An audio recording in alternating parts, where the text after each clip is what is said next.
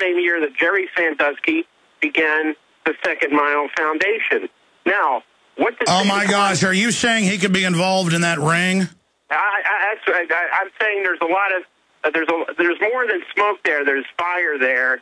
And let me just say that I'm on this story, and remember, there was a sportscaster out of Pittsburgh who said, look, the Second Mile Foundation was used to pimp young boys out to the well-heeled donors to that foundation. Well, no, that's the guy that really broke the story that didn't care if they threatened him. That's the guy that broke it. That's right. There's other sources I have in Pennsylvania who corroborated that. And here's the issue with Santorum and Sandusky. We know that Santorum awarded Sandusky some sort of an angel award back in 2002, an adoption angel. He was an adoption angel. But Santorum was one of 3 senators who can, they can hire more staff than members of the House because they have a bigger budget. Santorum was one of 3 senators that was known to hire a lot of staffers, young male staffers, out of diversion programs. And remember, Second Mile Foundation was, one of the things they did was divert people from jail and get them, set on a better way, so to speak. They also used pages, congressional pages, Senate pages, to basically hold them in these 3 Senate offices until some of the perverts over on the House side could make their selections, Mark Foley. And so you're saying there he might have been a stabler. Hold on. Can you do 5 more minutes to start at the beginning of this and go right through it? Holy mackerel. Investigative journalist Wayne Madsen's our guest, and I tell you, look, the establishment wouldn't be pushing this gentleman unless they had dirt on him to destroy him. You better know that. We'll be right back. Everett, Robert, Judy, Eric, Gazelle. We're going to get to all of you coming up here in about 5 minutes, but I was bringing up, why are they going after Jesse Ventura? And obviously he could do a third-party run. They don't want that, screwing up how they've selected this election with their ringer, the bought and paid for Mitt Romney, and their other ringer, the bought and paid for, either way they want to do it, Barack Obama. They could play the 2 puppets off against each other. And so clearly they're trying to destroy Ventura with incredible defamation right now. They wouldn't be doing this unless they were concerned. And then he brought up Rick Santorum and connections to the whole Penn State Sandusky situation. So start from the beginning, run through it. For folks that forget what goes on in Congress, you've covered it for years. I don't know, a lot of estimations are, 60% of the Republican leadership? You don't even get recruited in unless you're part of the pedophile network.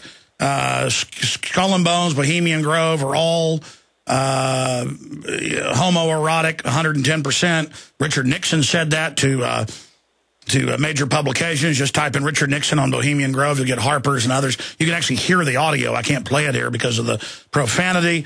So we have to give credibility to what you're saying. But you're investigating this now. You said earlier, there's not just smoke, there's fire. Now, I want you to get into that, but this is obviously something dangerous. First, because people have asked, you did kind of disappear for about 6 months, and you were overseas. You said you were leaving the country because you've been told by a good source they might try to whack you. Why have you come back to the U.S., Wayne? Then let's get into the Rick Santorum, Sandusky connection. Right. Well, the grass always looks greener on the other side of the pond until you go over there and you find out things are pretty expensive, and unless you have a good support network, it's hard to just relocate, up and move. So we're in an election year. This story now, I think, is very important. The National College Republicans have always been sort of a nexus for a lot of young male gays. In 1973, Terry Dolan, who was later found out to be openly gay, ran for chairman of the National College Republicans. He died in 86, but in 73 he was beaten for that job by none other than Carl Rove. Now, in 1977, Phil English goes from the University of Pennsylvania over to Penn State to help a freshman named Rick Santorum start the Penn State chapter of the college Republicans there. That's the same year that Jerry Sandusky starts the Second Mile Foundation. Both Sandusky and Joe Paterno, big supporters of the college, the Penn State Republicans as well as Republicans statewide in Pennsylvania. In the 1980s, Phil English is the Santorum's friend, who, by the way, is supporting Romney, but he's still saying that he thinks Santorum is a very good candidate, hedging his bets, no doubt. Phil English, when he was city controller of Erie, was arrested for propositioning an underage African-American male. It was covered up because he was a city official. Later, there were two other incidents, one in Erie, one in Harrisburg. The one in Erie was covered up by the mayor, then Lou Tullio. We have then Santorum going into the Senate, being one of three senators who would get people from the Page system, from the diversion programs, from the college Republicans, to bring them in as staffers and then keep them there until they could be farmed out to House members who, basically, would select who they'd want to work on their own staff. Those three senators were Rick Santorum, Jim Talon from Missouri, and George Allen from Virginia. And George Allen, I have to say, is running for his old seat this year from the Old Dominion. So these were the three individuals who I was told back in 2006 were part of this whole network of recruitment. And this was at the height of, if you recall, the House Page scandal involving a number of members of Congress, including, of course, Mark Foley from Florida, who resigned because of that scandal. So we have, and then we had in 2002, Santorum awarding Sandusky this award as one of the adoption angels. It's quite clear that Penn State, Sandusky, Santorum are involved with one another. This whole practice, as I mentioned, of Santorum using his Senate office as a magnet and recruiting ground for staffers to go over to similarly inclined. And let's be clear, the sports writer and newscaster who originally broke all this and forced it out in the open, he's been interviewed in Pennsylvania and said rich donors were coming there. Obviously, Sandusky's not raping children in the showers in broad daylight. If he didn't think, hey, this is, I mean, and of course the police and others, it turns out, knew 15 years ago and did nothing. So this is the tip of the maggot pile. Well, and here's another thing. I mentioned that Santorum was a member of the board of the Israel Project. That outfit's chief spokesman has now shown up at Penn State as the lawyer for Penn State to represent them in this whole pedophile scandal, and that guy is Lanny Davis. So Lanny Davis, who worked with Rick Santorum at the Israel Project, now shows up at Penn State. Obviously, and many people think he's there to cover up. So there's a lot more to this than meets the eye. Covering Capitol Hill for decades, I mean, I get different numbers from different insiders, but I mean, obviously they corrupt a lot of them with the hookers. You have under George Herbert Walker Bush the hundreds of nighttime visits, Washington Times. People just searched Washington Times underage prostitute visits. You'll get mainstream articles. You had it under George W. Bush, the male madam coming in. You've got constantly them being caught in bathrooms everywhere. You got the Bohemian Grove. You got all of it. And it's just like, really?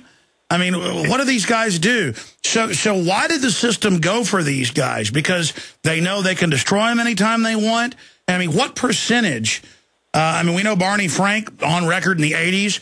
They found an underage prostitution ring being run out of his townhouse, and he gave a press conference. It's in the film I produced that just came out last year, Invisible Empire, A New World Order Defined. And he said, look, if you don't stop bringing this up, I'm going to give names. And they dropped the whole deal. I mean, how bad is it? I mean, a dead reckoning guesstimation here, Wayne. Well, Barney Frank, back when he gave that news conference, he also said that 25% of the members of the House were of the same persuasion. And he said, and then as an aside, he said, and most of them are Republicans. Now, where are we at today? I think 25% is a low estimate, even using Frank's numbers. I would say we're up to probably around 45%, maybe even half. The other thing I have to say is, obviously, Penn State being a nexus for this activity, that's another reason They hired Louis Freeh, the big cover-up former director of the FBI, has been hired to be in charge of Penn State's internal. And they've hired the Merck head. I mean, you talk about vicious. He's involved. I mean, it's a who's who of dastardly characters. Absolutely, and the word I get from Penn State is, this is a virtual cult up here. It's a very hard cult to penetrate. I mean, football was the veneer, but when you peel back the football layer of this onion, you get into a lot more sordid activities. And I would suggest that one of the key actors in that whole episode from 1977, when he was working with Bill English and people like Terry Dolan and with the National College Republicans, is one Rick Santorum, who was so viciously anti-homosexual.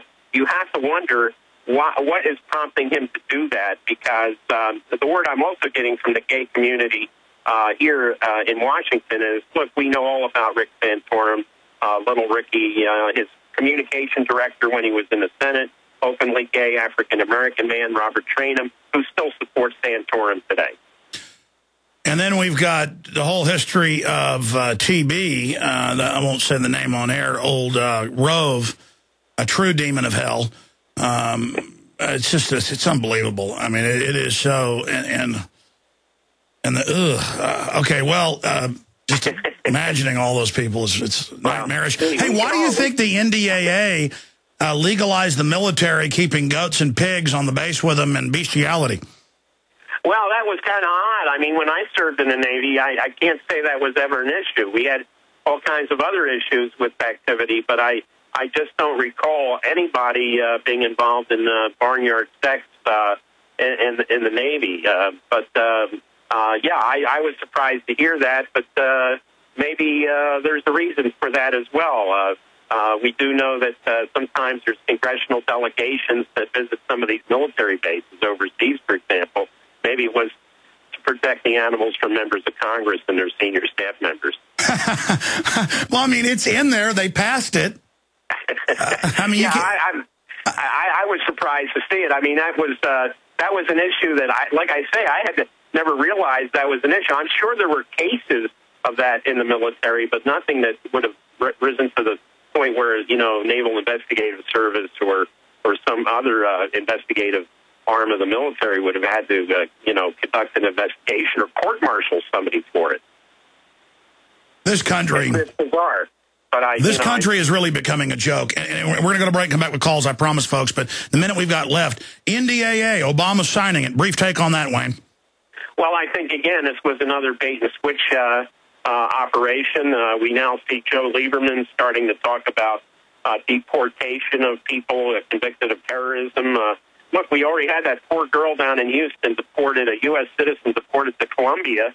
Are we going to see more cases of that? I mean, where would if you're a natural-born citizen, where are they going to deport you to? Back to wherever your forefathers hail from? Well, they're going to deport you to a black site. I'm afraid so. Because they strip you of the citizenship, then the torture party begins by our Christian leaders. Wayne Madsen, thank you so much for spending time with us. You bet. All right, there he goes, WayneMadsenReport.com. Our sites are Infowars.com, PrisonPlanet.com, and PrisonPlanet.